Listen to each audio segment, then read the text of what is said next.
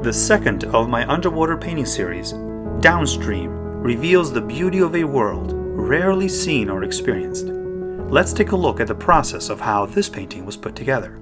You may be surprised to discover that I did not begin with a sketch, nor did I begin with the actual colors of the trout or the rocks.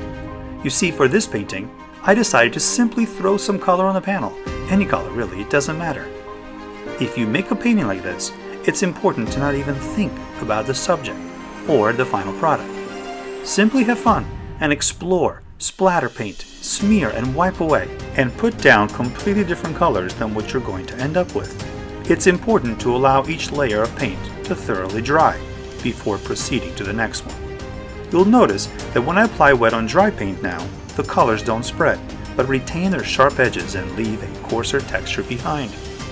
It is not until layer 3 or 4 in the painting when I begin to establish the first shapes. Give yourself the flexibility and the freedom to adjust and make changes along the way, even moving things completely. When people usually see a finished painting, they don't understand what it took to arrive at the end product. They may think that the artist just nailed it on their first attempt, and things look perfect the moment the brush touches the canvas. This couldn't be further from the truth. For most artists, painting is a slow and arduous process of exploration, discovery, and making mistakes.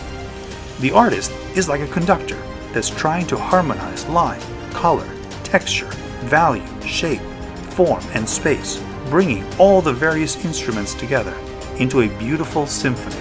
This takes time and patience to master. In this way, the painting gets shaped and moves from empty to full, from chaos and disorder to organized and fine-tuned, from color and texture to a beautiful underwater world. Thank you for watching and being part of the 5% of people who make it to the end of any video to learn something. I look forward to bringing future content as well as helpful hints and tips for art and life.